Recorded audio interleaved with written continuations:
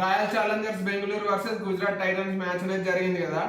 అయితే ఈ రెండు టీంల మధ్య పెద్దగా రైవల్రీ అనేది ఏం లేదు. కాకపోతే అందరూ ఈ మ్యాచ్ గురించి ఎందుకు వెయిట్ చేసిర్రు అంటే సిరాజ్ వర్సెస్ కోహ్లీ. మనకు తెలిసిందే సిరాజ్ ఆర్సీబీ అంటే కోసుకుంటాడు. అటువంటి సిరాజ్ ను ఆర్సీబీ వదిలేస్తే గుజరాత్ అనేది తీసుకున్నది. అయితే ఈ రోజు ఈ రెండు టీంల మధ్యలో మ్యాచ్, అది కూడా చిన్నస్వామి స్టేడియంలో మ్యాచ్ కావడంతో సిరాజ్ ఆర్సీబీకి అగెన్స్ట్ గా ఎటువంటి బౌలింగ్ చేస్తాడు అని ఫ్యాన్స్ అందరు చూడాలనుకున్నారు. అందులోనూ మెయిన్ గా కోహ్లీకి అగెన్స్ట్ గా మనోడు ఎట్లా బౌలింగ్ చేస్తాడని చూడాలనుకున్నారు.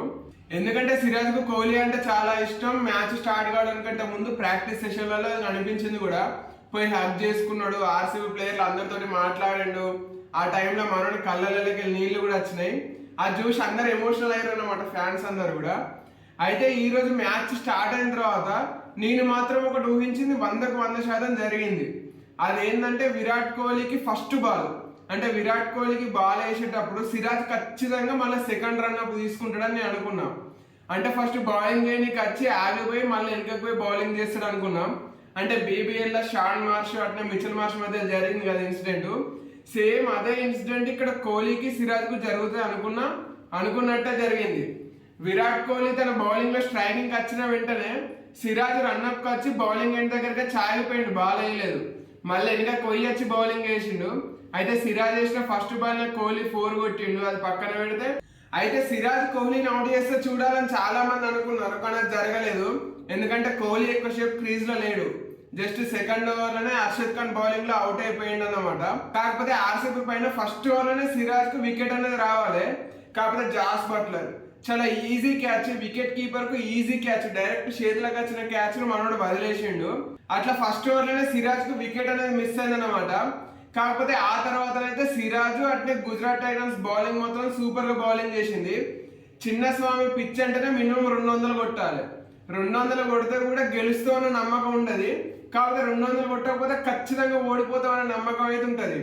కాకపోతే వాళ్ళ హోమ్ పిచ్లో ఈ రోజు బెంగళూరు అనేది 170 కూడా కొట్టలేకపోయింది, 169 కొట్టింది. 170 టార్గెట్ అనేది ఇచ్చింది అనమాట. అయితే ఆర్సీబీ బ్యాటింగ్ దగ్గర కనుక వస్తే విరాట్ కోహ్లీ సెకండ్ ఓవర్ లోనే అవుట్ అయిపోయిండు. మనోడే ప్రతి మ్యాచ్ లో ఆడలేడు కదా, ఈ మ్యాచ్ లో అయితే అవుట్ అయ్యాడు సెకండ్ ఓవర్ లోనే. కాకపోతే ఫిల్ సాల్ట్ కు 2 ఛాన్స్లు అనేవి వచ్చినాయి అనమాట, 2 లైఫ్ లైన్లు వచ్చినాయి. ఫస్ట్ ఓవర్ లోనే సిరాజ్ బౌలింగ్ లో బట్లర్ అనేది క్యాచ్ మిస్ చేసిండు. కాకపోతే సిరాజ్ చేసిన 2వ ఓవర్ లోనే easy run out Siraj miss చేసిండు అన్నమాట. బౌలింగ్ ఎండ్ లో సిరాజ్ త్రో కొట్టిండు, కాకపోతే వికెట్లకు దాకలేదు. అట్లా 2 లైఫ్లు వచ్చినాయి ఫిల్ సాల్ట్ కు. కాకపోతే మనోడు వాటిని ఉపయోగించుకోలేకపోయింది అనమాట. కాకపోతే సిరాజ్ చేసిన 3వ ఓవర్ లో మాత్రం 105 మీటర్ 6 అనేది కొట్టిండు. ఆ 6 చూసిన ఫ్యాన్స్ అందరు ఫిదా అయిపోయారు. కాకపోతే ఆ నెక్స్ట్ బాల్ కే ఫిల్ సాల్ట్ వికెట్లు లేపేసింది అనమాట. Siraj direct bowled half stump అయితే పల్టీలు కొట్టుకుంటే ఎక్కడికో పోయింది. అది సూపర్ కంబ్యాక్ ఇచ్చిండు. 105 మీటర్ 6 తర్వాత డైరెక్ట్ బౌల్డ్ చేయడం అనేది బౌలర్ కు రకమైన కంబ్యాక్. మనోడు అట్లా కంబ్యాక్ ఇచ్చిండు. కాకపోతే ఆ తర్వాత దేవదత్ పడికల్ని కూడా సిరాజ్ అవుట్ చేసిండు, మంచి ఇన్స్వింగర్ వేసి మనోడు కూడా బౌల్డ్ చేసిండు. కాకపోతే ఆ తర్వాత ఆర్సీబీ కంటిన్యూగా వికెట్లు అనేవి పడ్డాయి అనమాట. రజత్ పటిదార్ వచ్చిండు, మనోడిని ఇషాంత్ శర్మ అవుట్ చేసిండు. కాకపోతే ఈ రోజు రషీద్ ఖాన్ తన పేరుకి తగ్గ బౌలింగ్ అనేది చేయలేదు అన్నమాట. 4 ఓవర్లలో 54 రన్స్ అనేవి ఇచ్చిండు, ఒక్క వికెట్ కూడా తీసుకోలేదు. ఆర్సీబీ అంతగానో స్కోర్ పోనీకి మనోడే పెద్ద కారణం. అట్నే అదే విధంగా జీటీ యొక్క ఫీల్డింగ్ కూడా గుజరాత్ ఈ రోజు ఘోరమైన ఫీల్డింగ్ అనేది చేసింది. మెయిన్ గా 4 క్యాచ్లు వదిలేసిర్రు, 2 రన్అట్లు మిస్ చేసిర్రు. ఆ 4 క్యాచ్లలో 2 క్యాచ్లు అయితే ఈజీగా పట్టుకోవాల్సినాయి. ఇక ఇంకో క్యాచ్ ప్రసిద్ధ్ కృష్ణ చేసిన లాస్ట్ ఓవర్ లో క్యాచ్ మిస్ కనుక చూస్తే పాకిస్తాన్ ఫీల్డింగ్ అనేది గుర్తొచ్చింది అనమాట. 2 ఫీల్డర్లు ఉరికొచ్చిర్రు, ఒక ఫీల్డర్ ఆగిపోయిండు, ఇంకో ఫీల్డర్ ట్రై చేసింది కానీ అందుకోలేకపోయింది అనమాట. అంటే సాయి కిషోర్ ఫోర్స్ తోటి రన్నింగ్ ఉరికొచ్చేసరికి షారుఖ్ ఖాన్ అది చూసి ఆగిపోయిండు, బాల్ దగ్గరికి పోలేదు. షారుఖ్ ఖాన్ పోవాలనుకుంటే ఈజీగా రీచ్ అయ్యేటోడే. కాకపోతే సాయి కిషోర్ ఇక్కడ షారుఖ్ ఖాన్ చూడలేదు. కాకపోతే అందుకే ఎక్కడ గుద్దుకుంటామన్న ఉద్దేశంలో షారుఖ్ ఖాన్ ఆగిపోయాడు. కాకపోతే సాయి కిషోర్ బాల్ రీచ్ కాలేకపోయింది అనమాట.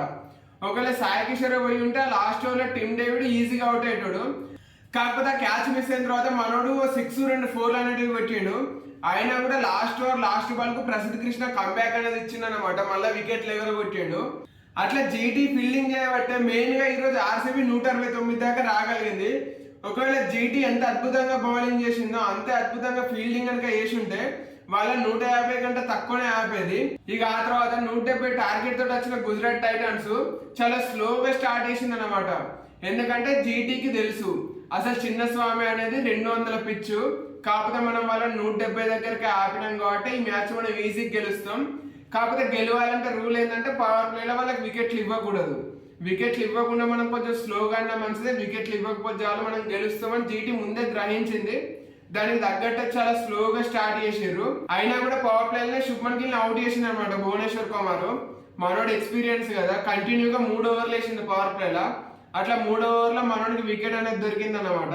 కాకపోతే ఆ తర్వాత సాయి సుదర్శన్ అట్లే జాస్ బట్లర్ వీళ్ళిద్దరు కూడా ఇంకో వికెట్ పడకుండా చాలా జాగ్రత్తగా స్కోర్ బోర్డు ముందుకు నడిపించారు అన్నమాట. అంటే రిక్వైర్ రన్నింగ్ తగ్గట్టే ముందుకు సాగారు అన్నమాట. అంటే ఎక్కడ మరీ స్లోగా ఆడలేదు, అలా అని మరీ ఫాస్ట్ ఆడలేదు. ఎందుకంటే ఫాస్ట్ ఆడితే మళ్ళీ ఎక్కడ గేమ్ ఆర్సీబీ చేతిలోకి పోతా అన్న ఉద్దేశంలో ఫాస్ట్ కూడా ఆడలేదు, అట్నే స్లో కూడా ఆడలేదు. అయితే సాయి కిషోర్ మనోడు మిస్టర్ కన్సిస్టెంట్ అయితే ఉన్నాడు జీటీకి. కంటిన్యూగా ఫస్ట్ 2 మ్యాచ్లో హాఫ్ సెంచరీ చేసిండు. ఈ మ్యాచ్ లో 49 రన్స్ అనేటివి కొట్టిండు అనమాట.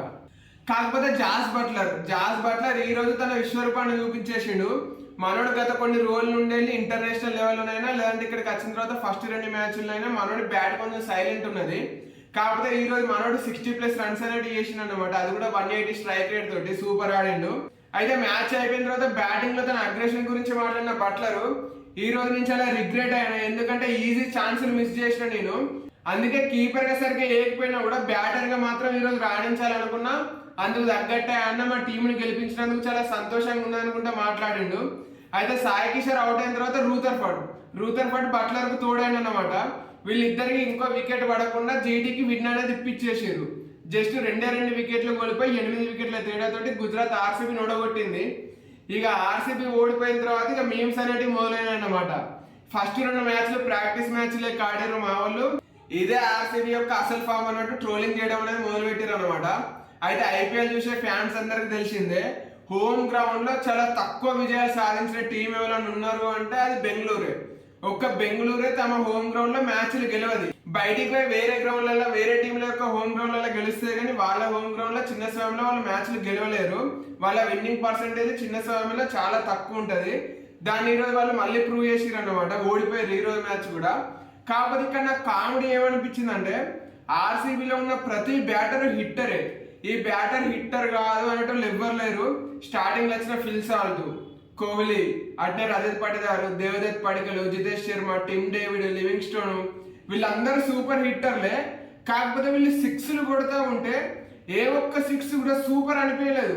బరాబరి బౌండరీ అవతల కొంచెం బౌండరీకి కొంచెం దూరంలో పడ్డాయి అన్నమాట. చిన్న స్వామి బౌండరీ లెంత్ ఎంత ఉంటుందో మన అందరికి తెలిసిందే.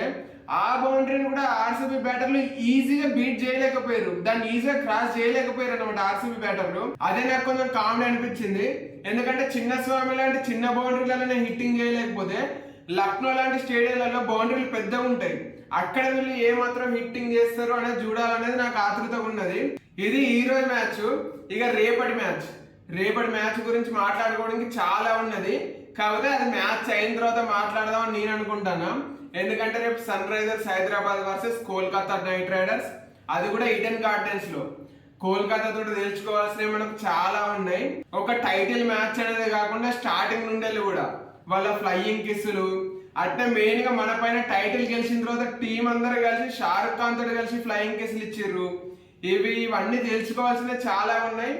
దానికి తోడు 2 మ్యాచ్లలో మనం సరిగ్గా బ్యాటింగ్ అనేది చేయకపోయేసరికి, అంటే వేరే టీంలకు మంచి బ్యాటింగ్ కానీ ఎస్ఆర్హెచ్ పైన ఉన్న ఎక్స్పెక్టేషన్స్ కి 220, 230, 250 దాటకపోతే మంచి బ్యాటింగ్ కాదన్నమాట.